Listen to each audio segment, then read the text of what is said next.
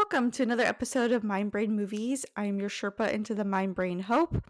Today, I have with me a very special guest that I met on another panel. It was a spooky panel, and that's actually very appropriate because they are the spooky therapist. Easin, say hello. Hello. Thanks for having me. Oh, yeah, of course. No, I was very super excited. I don't really get to meet too many people with your background in therapy, with religious trauma, because honestly, religious stuff is very foreign to me. So it's actually like very fascinating. So yeah, tell me, why don't you tell the people a little bit more about yourself since you're the professional about you? Yeah, so I am a therapist from Pennsylvania. I do EMDR therapy and parts work, and I focus on religious trauma, particularly people who were raised in conservative homeschooling environments and are exiting that environment and trying to adjust to. I mean, I don't like the term normal because there is no normal, but like the broader society. And I've been doing that since I've started my internship in 2019, so it's been a little while now, and that's me. And I love spooky stuff. That's been a part of my journey out of deconstructing and being allowed to explore the like spookier, witchier side of life. And I love that so much. It's fantastic. It fits my deal and I love every little thing about this. And the last time we I know the last time we talked, it was just really everyone was like geeking out over your background there, and it's fantastic. So Thank you. I'm still working on it. Do you watch Bailey Sarian at all? Like, the, like no.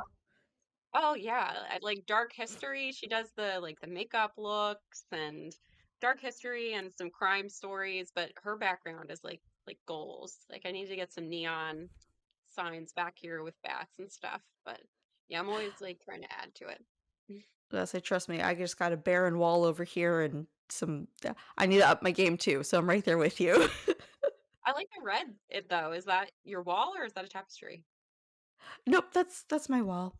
See, all my fun stuff is in front of the computer because I get to look at it, but then I'm like, "Oh, wait, no one else can see it, just me." So, I need to get some stuff from behind there too.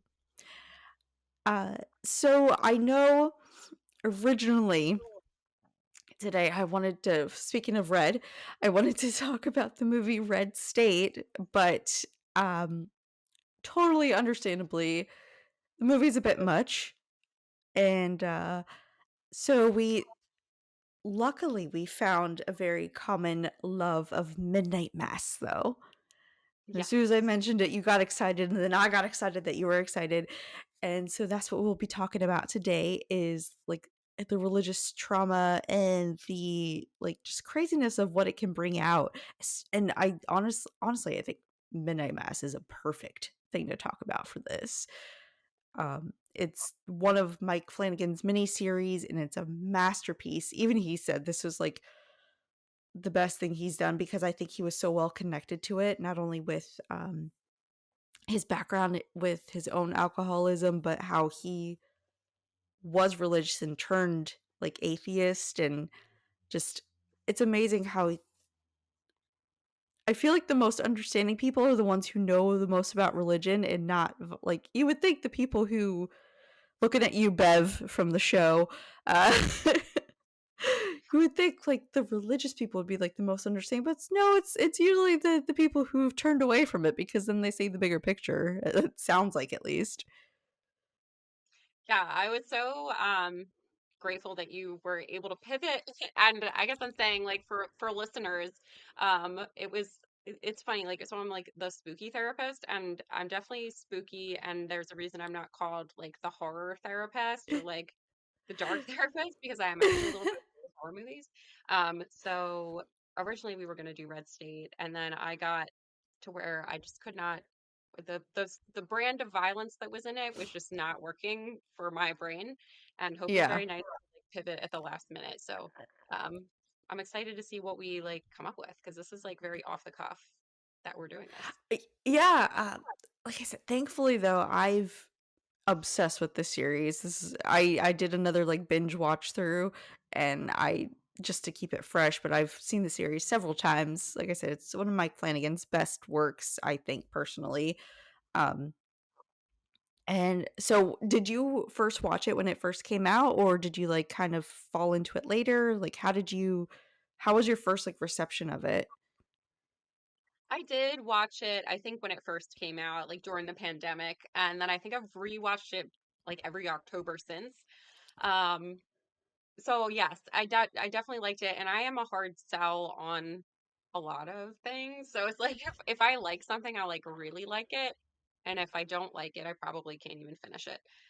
So I had like watched it with my spouse, and it was of course like a relief to him that I could make it through the whole series because that's rare. But yes, definitely immediately really liked it, and I feel like I've gotten like a better every time I watch it, I take away something different. Yeah, I know I still bawl and cry every time at the very end when, she does her where Erin does her monologue. I'm like, "Yep, still gets me every time without fail." Oh The my dog gets gosh. me every time. I'm, like, surprised I can get through this because there is some animal violence, but Yeah. Oh, not gratuitous, I guess. Like, the way that they go about it is very essential for the plot, and I'm able to just kinda, like, close my eyes and get through the cat I and the was dog part. sad the first time around, but then it just turned to complete anger from there on after every time, just because, like, I already knew the story and I'm like, "I already know who I'm mad at." So I could just, like, attack. Yes, horse we're already on Bev, but I'm sorry. Dude, everyone gets a redemption except her, so it's kind of hard not to. yes.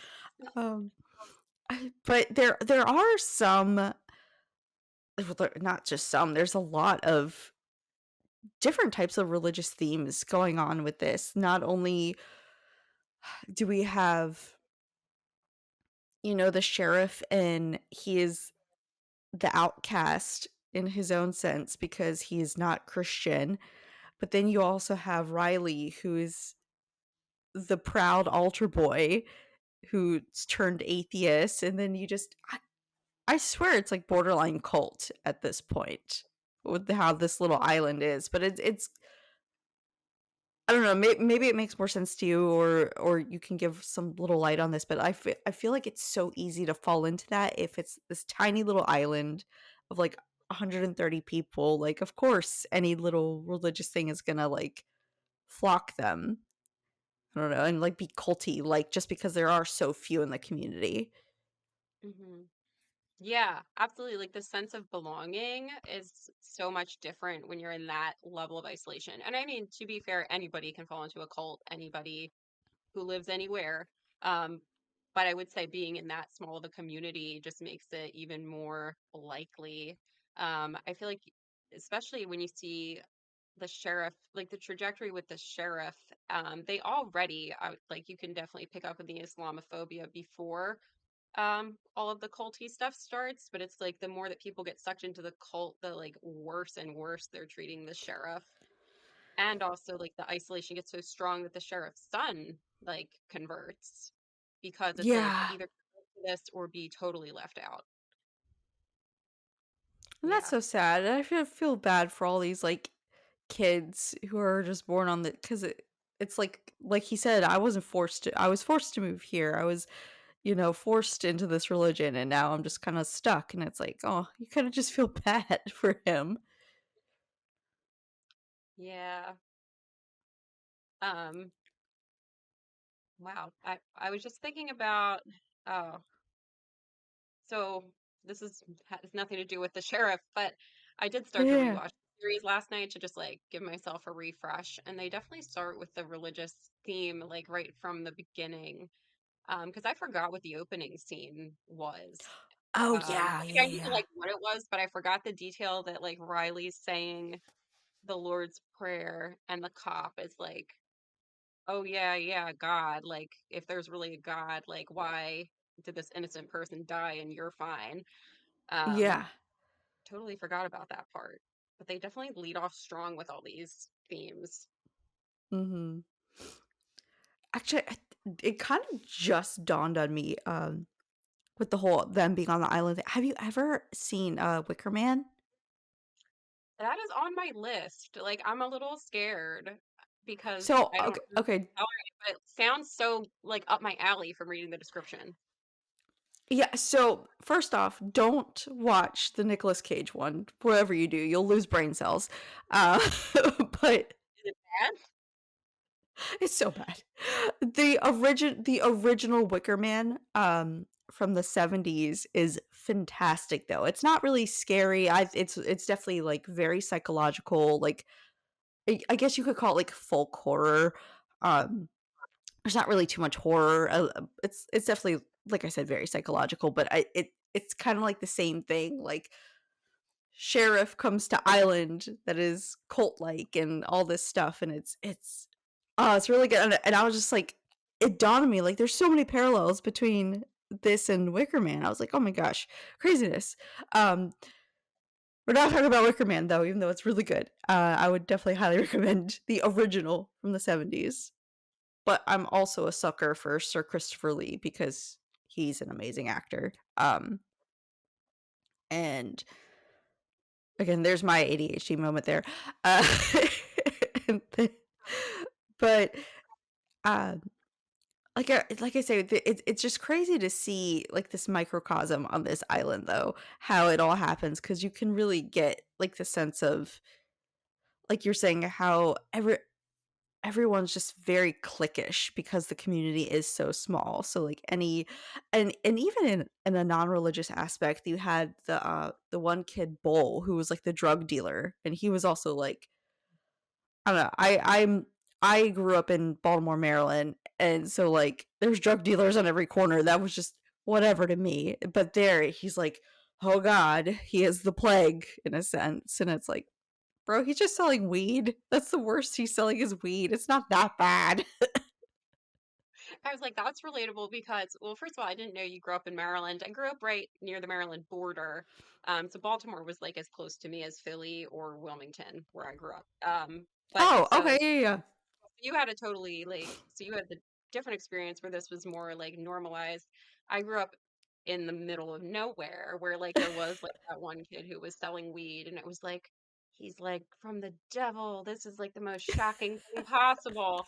So yeah, I would agree. Like the isolation aspect like makes everything seem more like scary and like different. Even minor, relatively like minor differences. And it's kind of like on the island, they are there's very little room to have different beliefs, it seems. And that Mhm. only gets worse as the show goes on. Yeah, and I was also thinking too, like, what entertainment do they have? They literally have, like, church, work, and, like, nothing in bet and, like, nothing in between, and I was like, "They don't even have a movie theater, they don't have, like, a I didn't even see, like, a playground." I was like, "What the heck?" Really Like drab. Yeah. It's like beautiful because it's the island. Um, but it's also very like just belief. I like that like the yeah. aesthetic really adds to the whole show. Oh, yeah, definitely. It definitely drives it home for sure. Um, but yeah, like you said, it delves into, like, the religious aspect really quickly, and, like, on all fronts, whether it was Riley saying, "Hey," like, saying the prayer in the beginning, and then being like, "Oh, yeah, by the way, I'm atheist now." Uh, Hmm. and then his family rejecting that. First off, his mother, she is a saint. They even mentioned that later, like, in a later episode, but his mother really is a saint. She is the sweetest, nicest woman on the planet. I'm like, I just want to hug her. She's so sweet. What see that's what people should be like, have your beliefs, do what you do, but just still be like warm and welcome and opening. And seeing that compared to Bev, who is the worst piece of human trash on the planet. It was just like, she was such a breath of fresh air compared to, like, most of the other islanders, because at least she was, like, very warm and welcoming, and I don't know. Well, it's funny, like So I agree his mom is sweet, but I was feeling some type of way watching the family dynamics at the dinner table because I was like, his mom seems like sweet in that way, um, where I would almost call it like spiritual bypassing. Like, yes, she was like very like kind and welcoming, but I almost felt like she Yeah. was so like, well, like, let's just pray and everything's gonna be better. And then she was like changing the subject. She seemed like the peacekeeper type, which is like so sweet. They're like Yes. wonderful people to be around. But in the family, I was like, she is just like when Riley's sharing this really important thing, she changed the subject to something really mundane, like, okay, like let's talk about something else that's comfortable. And then the dad was like very I see parent dyads like this a lot where like maybe like one parent is super sweet and they just keep everything light and then the other parent is like being mean and it's I Yeah. don't know. Um, but yeah, she represented like a different kind of like troubling religious theme to me, which was using prayer as just like everything's happy, sunshine, good. And I'm like, are we like meeting Riley where he's at with his recovery? I don't think so. Right. That actually makes a very good point. I guess I didn't think about it. My hatred of Bev was just so much. I know. I'd rather hang out with Riley's mom than Bev Yeah, yeah, any yeah. day. N No, but, like, honestly, that brings up a really good point. Like, I feel like she just kind of put, like, a lot of blinders on. Now that you say that, she put a lot of blinders on, and it's like,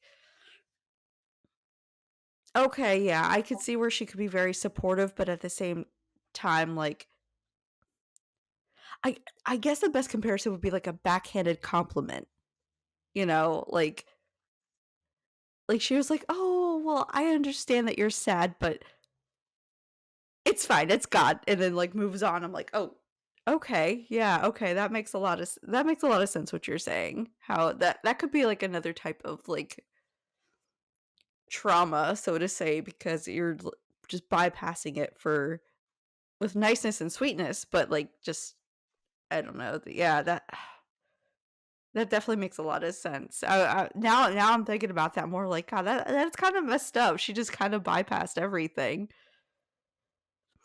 Yeah, she's like, I'm thinking of, have you ever heard of like a thought terminating cliche? Those are just all those phrases that we use that are like, oh, well, like it's in God's hands, or like give it up to God, or it's all going to be okay. Where it's like, yeah, I just got the sense she was very like keeping it light. And then I wondered about that with like how Riley's mental health had like spiraled into a substance use disorder. I'm like, I wonder if that was what she was doing the whole time as he's like falling into this. Is she just kind of like, it's okay, we support you no matter what, while not like offering him meaningful support. Not that I want to be too hard on her. Like she is one of the nicer characters, but No, no, yeah. yeah, yeah. But it does, because in the very beginning when he's in jail, the first thing he sent is like I was like, "Oh, she sent him photos. That's nice." And then like she had like a thing in the Bible like cuz I was like quick glancing at it and it was like, "Oh, you messed up, but just follow God's word." And I'm like, he went through a traumatic thing. Like, yeah, he was at fault, but it was still very traumatic, because he never meant to do it. But, it and then it just kind of ignoring that and just be like, "Oh, just read the Bible and God," and like I said, I personally I did not grow up in that kind of setting. I actually kind of, I was kind of like I'm white, but I was raised Korean and like but I didn't really have like any religion or anything. It was all just like more, be nice to your elders, be nice to your parents, follow the rules, like be good. And that was it. And I was like, okay, I can do that. So like religion never really played a major role for me. I think the first time I ever understood religion was I had a friend who was Catholic and I went to like mass with them one day because I was like spending the night and then like we went to get food after and they did like the thing with the Oh, when like they the cross? pray, and then I was like, "Oh, I guess they do this," and I did it too just because, like, I was like, "Oh, I'll be nice," and they're like, "You can't do that," and I'm like, "Oh god, what did I do?" I was like, "I thought I was being nice, I don't know, I'm 6. What's happening?" Like, That's even, like, that's so little. Of course, like, you think that that's what you're supposed to do. yeah, I was like, "I don't know, I'm because I had never seen anything like that before, like, this is all new to me. I was like, what is this?" Like, never even seen the inside of a church or anything before. I was like, "Oh, this is weird, but okay." I was probably thinking the whole time, like, "Where's my Game Boy?" But, uh, so, like I said, all that is, like, very, very foreign to me. So, it was, like, it's very eye-opening to see things like this, I guess, you know? Um, and I know your background is very different, probably the opposite of mine. Yeah, I love that we can be discussing this with, like, those 2 very different perspectives. That's really cool. Yes, mine was very, so I actually didn't go to church though, like, we were home church, and there's, Okay. like my family was so rigid, they actually, like, couldn't find a church that they agreed with. Um, so, yes, definitely very isolated, homeschooled, so there were lots of other highly religious, isolated families in the community, um, and homeschooled K to 12. So, yes, Oh, quite I wow. can relate to the island feeling, even though wasn't living on an island. It's a familiar feeling. It's funny you say that because I actually was homeschooled too. Um, Oh, I was homeschooled from, like, 2nd grade through middle school, and I went to public high school, but mine was, like, a way different reason. It was, like, I, again, being in Maryland, I don't know if you've heard of the infamous PG County, but, back in the '90s, I was, like, the lone grain of salt in a sea of pepper, basically, and, wasn't the kindest to me for that reason, so my mom's like, I don't want you being shot at school. We're gonna homeschool you," but, it was but it wasn't, like, too isolating because she, like, signed me up for a bunch of different, like, homeschooling programs, like, there was, like, a homeschool bowling league, there was, like, uh, courses at the community college that she put me in that was, like, for homeschoolers, so it was, like I wasn't completely isolated, plus I did, like, martial arts, and so again, it's so funny, again, 2 different reasons of homeschooling and everything, that's so funny. yeah, I'm always trying to walk that nuance on my page because I like want it to be on my spooky therapist page because I want it to be like a space for homeschoolers with adverse experiences, but I'm also not there to like say homeschooling is entirely bad. Like some Right. people have good homeschooling experiences and they do keep socially engaged.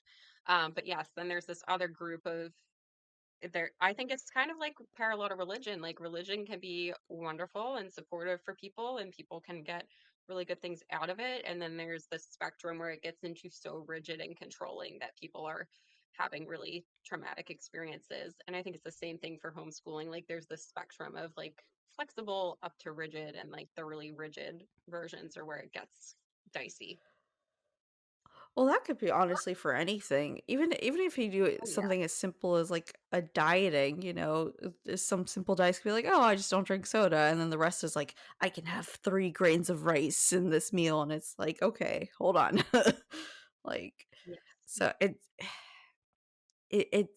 it's crazy. If you put too many boundaries and restrictions on anything, really, it gets too crazy. I mean, that's why I mean, if we go in, like that's why all this happens in midnight mass is because I feel like they were so rigid and strict and, um, that from what I never read the Bible, but from what I understand, it's supposed to be, like, stories and, like, morals and guidelines to live by, and then you have someone like Bev who's taking, like, every single word literally, like, "Oh, and the sun rose at 3 o'clock, and then this, and so that must happen because I saw the sun at that exact point," and it's like, yeah, the sun's eventually gonna be at that point, dear. It's how it works.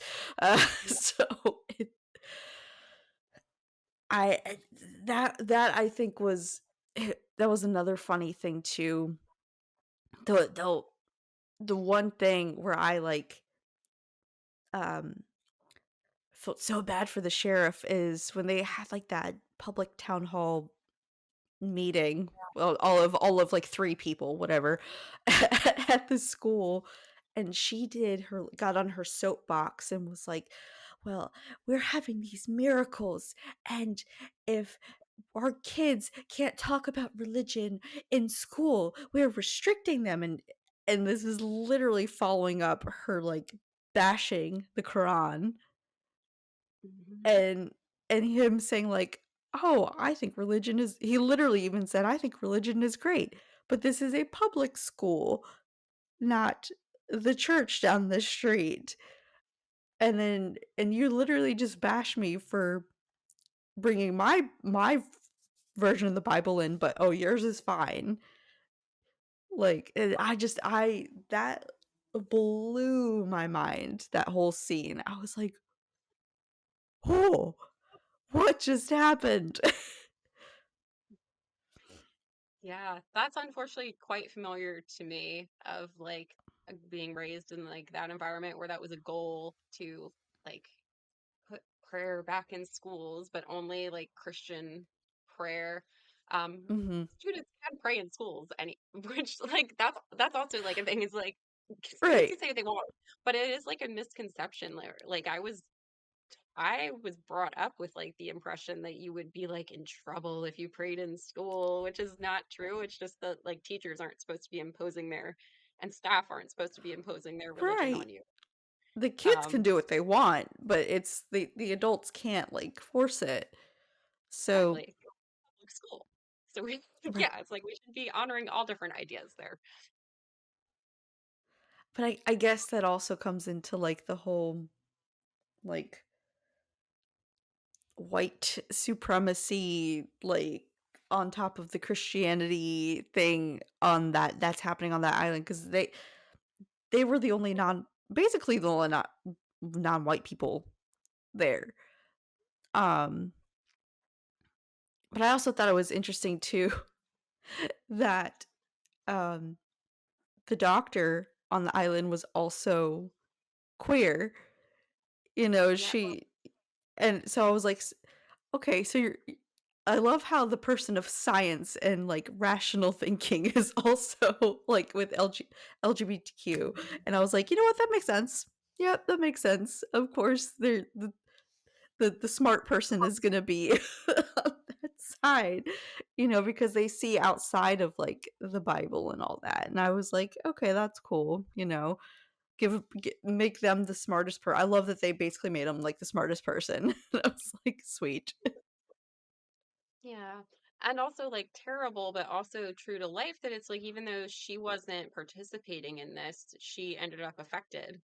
And like, I mean, I guess we're doing all Yeah. spoilers, right? Like, because doesn't like she's someone who dies at the end, right? Like, Sarah, it's Sarah, Mhm. the midwife. I'm terrible with names, right? But I think the I midwife is am Sarah. too. But I just yeah, don't that's like even though she doesn't participate in any of this bullshit, for lack of a better word, like she still ends up being victim of it. yeah, I was about to say, if you haven't seen Midnight Mass, go watch it. It's 7 episodes. It's a mini series. Go watch it, then pause this, watch it, then come back, continue watching it. I'm listening to lots, yeah, just spoilers everywhere. It's been Um, out for a couple of years now, it's fine. yeah, but No, but yeah, she's also affected too because her mother was so very religious, and so, like, she kinda just fell along with it because her mother, they even show, and again, I yeah, guess spoiler alert too, that she was the bastard child of the pastor with her mother, which I was like, that was a whole revelation when they showed that. I was like, "What?" like so typical that the cult Not gonna leaders lie, if take advantage of people. not gonna lie though, like, he was a handsome dude. Okay, I definitely would have fallen victim to that, if that was the case. He was a good-looking dude. Like, But I have a yeah, question on it's Erin, or I forget that actress's name, but Erin, the like oh yeah, no, the character. she can get it too. The honestly, most of the cast can get it. You know, I'm I funny enough, I was just recording about Rocky Horror Picture Show yesterday, and I'm just thinking like, yep, get them all in a pool with me, and I am totally good to go. Uh, My husband does the full Frankenfurter look every year. oh, that's It's awesome. amazing. I wish it was more than once a year, but well, that's aside. But yes, Rocky Horror Picture Show is so fun. Yes. Ah, love the hedonism with it, which is very opposite of zero hedonism in Midnight Mass, basically. Yeah, it's I like I said, that was such a crazy thing how like the preacher of of God, who's bringing all this like religious stuff, and he broke his first rule 30, 40 years ago. Like, and had this kid and with a married woman. And that is so off. Like, I feel like that is also such a theme of like the hypocrisy, especially in someone who is like got some cult leader vibes. Um, it's like the rules for everyone else, but not for the leader. Yeah, I watch a lot of like true crime and like cult stuff, and I feel like that is on brand for like most leaders, so to say, is like, oh well, so I'm special because I'm the leader. I can do what I want, but you guys, no, I'm watching you, and it's like, what? No, that's not how this works. Yes. And there's often that element of like sexual, like taking advantage, in cults. Not always, but I do also watch a lot of cult documentaries, and it comes up a lot because of that power. I think the power dynamics. Hmm. I could definitely see that, and like, and typically they use religion a lot, and it's like, oh well, I'm the special one, I'm the top, I'm closer to God, so you can get closer to God with me, you know, and it's Oh, you oh vanished for a second. You back? oh sorry. All good. Um, but no, I was saying just like they use that whole like, well, I'm since I'm so close to God, you can be closer to God through me if you do what I say, and it's kind of like when he came back, that's kind of what he was doing. He basically like switched from being a preacher to, oh no, I'm pretty much God. God touched me, so you can now be God as well. Like they were comparing themselves to like Jesus and coming back and resurrection and stuff, and I'm like, I also love the plot twist, the how like the angel. I'm like, dude, I'm sorry, the angel's a vampire. Like, did you? I haven't even read the Bible, and I know that a biblically accurate angel is like a billion eyes and feathers and like rings and stuff, and like that's the biblically accurate angel. Where like, I'm sorry, bro is a vampire. You can't go in the sun. You can't. You need blood. Like how? Bro is a vampire. I'm sorry. I'm not sure how familiar you are with Catholicism in general. But my husband he went to Catholic school like whole life. Now his family is not really conservative. They had more like safety concerns and concerns about the public school like quality of Gotcha. the education where they lived. So he wasn't like really traumatized by his experience. But I digress. Anyway, he was like, we would all joke about that in Catholic school because none of them actually like believed it and they thought everything they Right. were learning was ridiculous. But they were like, isn't Jesus like a vampire then? Because like they really do believe in Right. transubstantiation in Catholicism, that it's literally the blood. So apparently they were joking in Catholic school, him and his buddies, that they're like, oh, we're drinking blood. If this is really blood, we're vampires. So he thought that was pretty funny to have. He's like, I made that connection all those years ago, and now Midnight Mass is doing the whole like priests or vampires thing. So, See, I never made that connection. I always just said like jokingly like, "Oh, zombie Jesus," because he rose from the dead, and I'm like, oh, did. bro's a zombie, uh, like, or a mummy, or however you wanna say it, but now that again, because I 'cause I'm a religious ignorant, so to say, um, but yeah, now that you like, "Oh, the blood of Christ," I'm like, "Yeah, that is a vampire." Why are we talking about vampires, man? I would rather be talking about vampires than religion. Uh, I actually almost suggested Interview with a Vampire because it's not like specifically religious trauma, but as just a therapist, I love that movie because it feels a little bit like a therapy session. And I'm like, what if this reporter, instead of being so like power hungry and just like wanting this story, what if he just, it seemed like Louis just wanted someone to be like, wow, that is really hard. Like, I can't believe you went through that. Because I'm like, what, how would this movie have gone if the reporter instead was just like empathetic instead of being like gross and being like, it would be awesome to be a vampire. Um, right. that's a story for another day. But I'm like, I wish I want to interview a vampire and I would empathize and then maybe they would not eat me. But I don't know if I want to find out. Or if I'm gonna do that, it's gonna be What We Do in the Shadows style.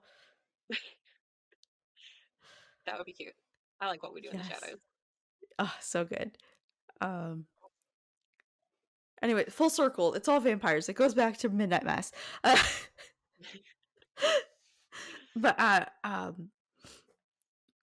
I do love though how that was the twist, because at first you're like, "Oh, maybe it is like this immaculate miracle or whatever." It's like, "No, it's straight up vampire." And I love how they have like that supernatural go with the religion, and I to me it's kind of like something supernatural is more realistic than actual religion.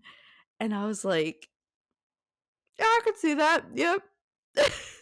Because I feel like at least some supernatural stuff is kind of like somewhatly based on like a true story, or so to say. Or there's this comedian Patton Oswalt, and he part of his stand up, he was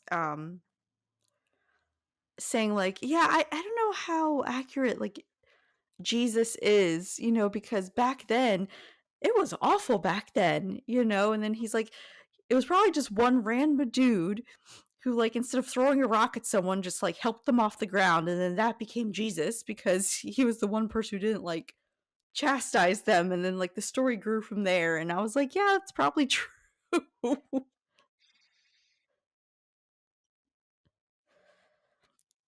Yeah. I don't know. That's just my 2 cents on it. I was like, yeah, that kind of makes sense, how a story can just evolve and go crazy from there. Um, and it Right. kind Like of parallels. Yeah, and it kind of like parallels later on where the doctor, she's like, you know what, Aaron, that is batshit crazy. You know, having Riley blow up in flames on the boat, you'd be put in an insane asylum for that. And then like slowly you see her tinkering with the blood, and she's like, you know what, you're crazy. This is crazy. And then it's like poof. She's like, so crazy, I believe it. And I was like, damn, damn. yeah. I don't know if this is like not a fully formed thought, but I was like, that also reminds me that it's like, um, for people in the outside world, the whole like the concepts of the cult can feel so Hmm. foreign to them that they don't really know how to intervene, or they're just like, I don't even want to touch that. That's crazy. But Yeah. it's No, that was a fully formed thought, and I did love it. Loved every minute of it. Um, However, I do want to, and I loved how you used the word pivot earlier. So we're gonna pivot. I want to say to our biggest troublemaker on the island, the big baddie, the big hater, Bev Keen. I was like, I'll forget everyone else's name in this show except her name because I hate it so much. She drove me insane. She was the epitome of like what not to be. And I know I hinted at it earlier how she took like everything very literal from the Bible and just like used it to her will. It seemed like she was just like, "Oh, everything's fine because I am I am holier than thou because I follow the book to the T, and I'm like, that no, no. But I want your deep dive into Bev because I know when I was messaging you before we were recording, you're like, because I was like, yeah, screw Bev, and you're like, yes, she's awful. So I want to get your deep dive into Bev. I want you to break down Bev. Okay. Well, I mean, first of all, like that actress is probably like the nicest person ever because I always Oh find yeah, yeah, yeah, yeah. probably like really funny. I always think about that when I see a really evil character. I'm like, I bet that actor is like really nice and probably hilarious. I would love to like or like Bev. It seems like it would be no, I couldn't hurt a dog, even fictionally. But anyway, I wonder what Bev's trauma is. Like Right. why why is she that scary? Um, but yeah, I feel like she represents like the very antisocial way of being. Like she's just rigidly applying the rules. She's using it to criticize and judge people, kind of like you were bringing up Riley's mom earlier. So kind of like the Mhm. emphasis of Riley's mom. Riley's mom is kind of using religion to reinforce her worldview, which is like everything's fine and everything's great. And it seems like Bev's using it to reinforce her worldview, which is like everyone needs to do things my way and I'm better than everyone else. Do you have questions? I'm trying to figure out how to like break Yeah, no. I just wanted your quick breakdown real quick, but then I do have questions. So, first off, with Bev, first off, do you know what she was in the church? Because I am very religious ignorant, and I know that she like was always like around Monsignor and like helping out. Like, what would her like role have been? Because I have no idea. I know that there's altar boys and like the Monsignor, and then she was like kind of like there. That's a good question. I don't even really know. And I have a good amount of Catholic background. Um, but I don't know. I almost feel like with it being such a small town, it seemed like she was kind of like the caretaker of the church too. Yeah. Um, she was kind of like a Jane of all trades in a way. And she was like his assistant and And a I teacher and then like all this yeah, other stuff. I was like, what actually are you in like to the church? I like that always bothered me. I was like, what are you supposed to be? Like yeah. She was kind of um doing it all. yeah, just Um, kind of like inserting herself literally into everything. Um which I thought was kind of like very weird. Like you have literally nothing else better to do than stick your nose into literally everything. And also her like big like obsession with that rec center. I was like, you live on an island with like 5 people. Why do you need an empty rec center? it beats me. Um, Gosh, what is coming to mind about Bev? Now, I am gonna play like devil's advocate because I really Yeah. don't like Bev, but I had this thought that I was like, it's kind of like interesting that it's so easy for us to hate Bev, but also like Monsignor is extremely problematic and is like the cult Mhm. leader. And it's like, how often is that the case that like the charismatic man, we're like, kind of like, oh, like whatever, like he's bad, but he's like charming. And then we're like, this woman just sucks. Like, I don't know. I'm a little uncomfy with that, but I also feel that she sucks. No, I definitely agree, but on the same token, I'm thinking also she was kind of like the puppet master, so to say. Because there was times where like even he was like, "Oh, I don't know," and she's like, "Oh no, yes, yes, do this, yes, you are," like feeding into his delusions. Like I think she was the one who said he should travel, even though he was like 80 and dementia and everything. She's like, "Oh no, he must travel. You know, I believe in him. He must travel." And it's like, at least get him an escort or something. The man, no wonder he found a vampire and thought it was God because he was 80 and dementia ridden. Like, I, then I'm like, I guess she's not his assistant because why wasn't she traveling with this super old man? I don't know. Right. I guess she was And that security. was another thing. Mm, yeah. But yeah, she seemed to, I think it's like easier to hate Bev because she seemed to enjoy like hurting people. And Yeah. maybe it's a little easier to empathize with the vampire or like I don't know what to call him, but it's a little easier to empathize with the vampire because he like is trying not to kill people. Like he starts with the cats. It seems like he's trying to avoid going after the townspeople, but he can't resist it. Whereas Bev is just like she's into hurting people and animals. I was gonna say I think that's the big thing for me. If she hadn't have hurt Pike, I think I could have stand her a bit more, but I was like, nope, she killed the dog. I'm done.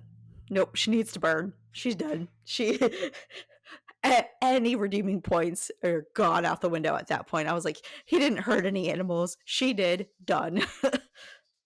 Yes. And he like that poor man. I feel like that was like, oh my gosh, the way that man grieved for his dog was just like too real. Oh Heartbreaking. yeah, my I don't have any kids, but I have fur babies, and they are my kids, and I I always laugh when I see like the videos where they interview parents and they're like, "Oh no, I would never kill for my child. You know, I would protect them, but I wouldn't kill." And then you see like the people with dogs and cats, they're like, "Oh no, I'd murder everyone in the town for my dog." And I was like, "Yep, that's me. I would destroy an entire city for my child." Yes. Yes. You got how many dogs do you have? I have 3. Oh, me too. Oh, the My house babies. is insane. I have like 3 dogs, a cat, 2 children. Um, it's always a fun time here. Oh I'm yeah, glad you I hope you can haven't hurt anybody. But I was about to say, that's why I, like, kind of, like, looked weird for a second because I had my door closed, for recording, and all of a sudden I see a dog come in, I was like, "Well, they broke through the door." yes, Always gotta be as around they mom. do. Yes. Uh, but yeah, And to how's the go dog's back. owner? Oh, sorry, go ahead. Okay. No, but I was, like, saying to go back to the whole animal thing with Bev, I was like, I think that that was my turning point for sure, is the whole Pike thing, you know? I was like, "Nope, mm-mm." I was like, because that's always my go-to. I was like, "Kill as many people as you want. The minute you hurt an animal, I'm done." Yes. And Even when I did Oh, sorry. oh, I just the dog's owner. I was just thinking about like how it's like Bev is supposed to be like the good person because she's Yes. following the religion, but the dog's owner, they treat him like he's like this horrible person just because like he drinks. He's got like an alcohol problem, but I he's a mean, good man and he's so good to his dog. It really like shows that like like the contrast of like this legalistic idea of a good person versus like actually like being a kind and compassionate person. I will say, to be fair, he did paralyze Liza, though. I forgot that. Wait, what? Yeah, because he was drunk and he was, like, pigeon shooting or something, and then it went off and it shot her and it paralyzed her. I completely forgot that part. I'm glad you reminded me of that. Yeah, Okay. so that started, like, the That's why whole everybody on the him. island met him. I don't know how I missed that, but I was just thinking they were being like super judgmental of him for okay. I can see that now. However, yes, I definitely feel differently about Bev being just evil versus him making a horrific mistake. Yeah, oh no, for sure. Like, cause you could tell he is like haunted and plagued by what he did, whereas Bev is just like, no, I'm just gonna do what I want to do. Um, There's because a lot of you can, parallels with him and Riley. yeah, and that's why I loved how like they kind of bonded too at the end. How he was like, wow, Riley, if you can do this, and it brought him, um, into like going to AA and all that, and I was like, wow, this is really good, you know. Um, And I loved the scene, where he's like, "Do you know what RR is?" And he's like, "It's AA for pirates, haha." But, but it also did bring up a good point where I do see in AA there is, like, this religious undertone, Mhm. and, I know that's why when I talk to some people, they actually prefer NA. Even if they go for alcohol, they still go to NA because NA doesn't have the religious undertone, um, Wow, whereas I did not AA. know that about Renee. Mhm. So, a lot of people are like, "Yeah, even though I don't, like, use drugs, I was drinking, but I went to NA because I was like, I" like, one of the first 12 steps is, like, giving yourself up to higher power, and they're like, "No, no, no, I fucked up. That's what I did. I'm gonna own up to what I did, but there's no higher power forced me to drink. Like, no, I messed up." And so, and I know I went with a friend to, like, AA meetings for a while, and I was, because they were assigned by the court, and I was just like, I was super uncomfortable at some parts of it because it was kind of, like, culty, so to say. Like, I know they were doing good because they were avoiding, like, helping avoid alcohol, but I'm like, "There's other ways to go about this, guys." Um, and so I again, that might have been, like, me seeing the outside in because I'm not religious whatsoever, but, um, it's again, it's the other parallel of, like, Riley and him, like, being already the outcasts, but then they were the ones going to AA, so I thought it was very interesting. Like, I felt like the most non-religious people were, like, kind of the most religious and, like, most respectful, so to say. Yes. Yeah, like, basically that being religious and being spiritual or being interested in being a good person, like those are all different things. Like caring about being a moral person isn't the same as being religious, and these things can overlap. Like you can be religious and genuinely care about being a good person, but they don't need to go hand in hand. I think that's a misconception like I was raised with, was that like you can't be a good person without religion. Yeah, that's what I was gonna say, like, what is your I feel like you've definitely seen more of it, like, with your background and, like, your clients and everything, like, how they would come is was that, like, a big theme? Was just, like, you can't live one without the other, or. Yeah,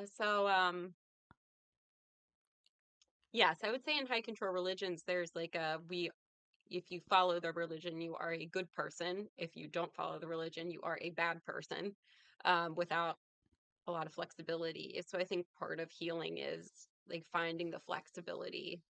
And even if you're still religious in some form, like finding a form of it where it's more flexible, where it's like someone being outside of this religion doesn't make them a bad person. Mhm. Okay, yeah.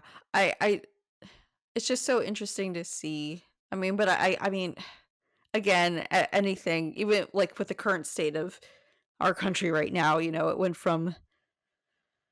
Anywho, I'm not gonna talk politics. But, like, if you, I guess, force so much of something, it can turn bad, but, like, there is so much, like, gray area in between, and it's so hard to see, like, when people follow just the black and white, and that's what this island was. That Bev Keane was, like, the epitome of that, Oh and, yeah. uh, it I also love. I think another reason to bring up the earlier how, like, we didn't really hate Monsignor, but we hated Bev, but I think it's because how she twisted her words too, where, where she's being interrogated about the poison, she's like, "You know what? You're right. You could have walked up and you could have taken that just as easily as I could have." And, like, just she always twisted it to, like, her how, she was very good at, like, twisting words or twisting the situation to make herself seem better, and I'm like, "Hmm." Like, no, there was never accountability whatsoever, it was just making her seem better, and I saw that throughout too, like, even, Even when the whole town was burning up, she's like, "Oh no, in the Bible this burned up too. So this is all according to the plan." I'm like, "You didn't like those fires. That was not according to plan."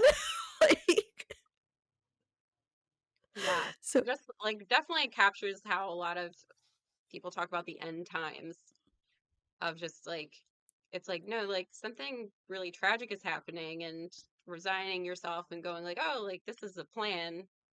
People are getting hurt while you're resigning yourself and trying to tell them it's like all part of some plan. Also try not to get too much into politics. Not that it's a bad thing to talk politics and like everything's political, but I'm like I can see that theme of people going like, "Oh, this is the plan," or while it's actually just like people suffering. yeah, like just I mean, just like Bev Keane, people can be just like blinded by like the bigger like picture, so to say, of like what they want, the idealistic thing, and versus what it really is. Um, I will say though, I don't know how you felt, but at the very end when she was like realized she was fucked. And then she's like trying to like ostrich emo, like dig her head into the ground trying to escape. And I was like, no, you suffer in that sunlight, you bitch. I was, I was like, yes, finally she's suffering. And I feel like that was representative of like a bigger theme too of like she was fine with all the suffering that was happening until it was her turn and then she was trying Yeah. to escape. So she was fine with subjecting other people to this and saying it was part of a plan. But then when she personally experienced an ill effect of it, that was when she cared. Hmm. Yeah, gotta love it, right? It's like again, like, it was like that culty leader, like, "Oh, I'm special, so the rules don't apply to me." But then it's like once the rules do apply, they're like, "Oh wait, I don't like this either." It's like, yeah, yeah, taste your own medicine. Yes, it's like this is what the other people were experiencing before this. Mhm.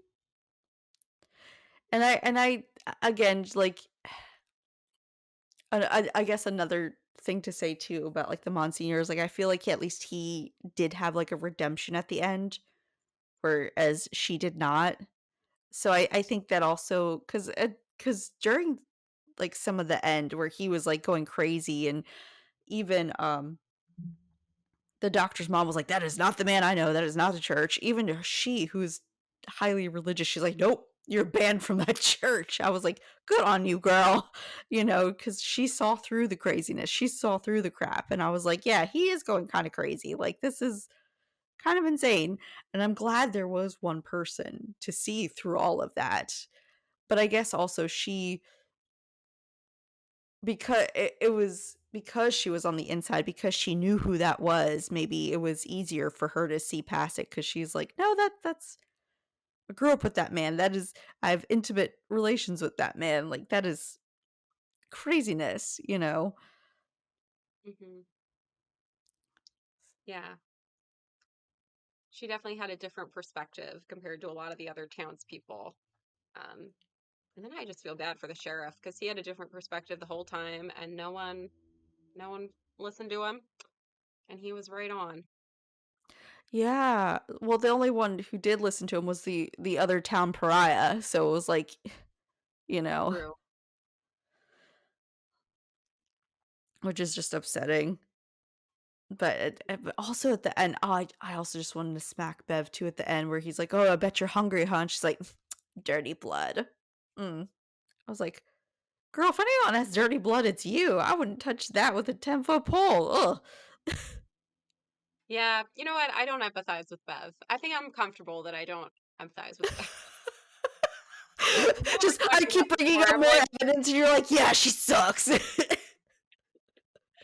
I'm sure that I could find something out about Bev's childhood trauma, and if she was my client, I would be able to figure something out. But I also don't think I see Bev. I don't think she would seek therapy. I think she feels she's 100% in the right and doesn't Oh have yeah. us. So Yeah, no, for sure. I was that's what we need. Mike Flanagan, we need maybe not a show, but can you write a book, a prequel of Bev's childhood so we can diagnose her? That's what we need. Oh, what happened to Bev on the island to make her go batshit crazy? Yeah. She probably got some religious trauma of her own before that. Right. Ugh. But anyways, so I don't want to drag this on too much longer. I know you have a busy schedule and everything. So I just want to know, I'm interested in like some of like your final thoughts, like after us discussing this a bit more. And I know you say you watch this series like every year, and like what's your final breakdown, I guess. Um, I feel like I could have a different breakdown each time I watch it, but what's standing out to me right now is how like everybody gets affected Yeah. when these dynamics are going on. Even people who don't want to be part of it get affected because it spreads out into the larger society, as in like this island or Mm-hmm. in real life in the world. Um, and that it's important to like speak up and be the person who's like on the outside who's able to like help like extricate people. And it's also like scary being that person if you're severely outnumbered. Thinking of like the sheriff and Riley. They're Yeah. that way right now. Very true. Yeah. Uh, but yeah, I agree with you. I was like I wouldn't want to be in their shoes right now, especially at least like on the mainland. Even if you feel like isolated or you're an outcast, like I guess you at least have a place to go, but you're like trapped on that island, so it's even worse. Um, Mhm. so it's kind of like it doubles down on it, and I'm like, oh, that's awful. I would definitely wouldn't want to be in their shoes. Um, Maybe that's the message. Like if you're on the mainland, so to speak, like check on the people on the island. I like that. I like that. I'm gonna use that now. Check on your island peoples because, they don't have the mainland resource because it's true, like, not everyone has the resources, like, but the mainland had more resources, so check on the people on their islands and give them resources to help them and just make sure they're okay. Oh, love this. Totally gonna use this. Stealing that from you. Thank you. Thanks.